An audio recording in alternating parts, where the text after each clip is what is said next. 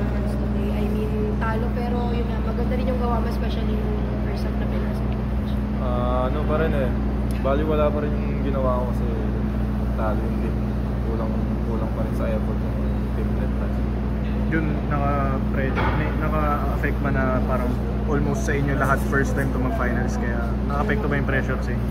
Actually may pressure talaga, kumbaga sumandal lang kami sa game plan at system ni Coach Allen, kaso nagkulang lang talaga kami sa effort. Nasabi ni Jonathan kanina na ayun nga, kahit paano at least na-experience nyo na okay, nawala na yung pressure, nawala na yung kaba. Masabi mo na mas maganda na yung papakita nyo sa game. Masabi mo na mas maganda na yung mapapakita nyo next game. Siguro kasi yun nga, mag-uusap kami sa bukas sa practice namin na magre-regroup kami ulit. Nasaan talaga babawi kami game. Ayun, so next game, mukhang wala si Miller.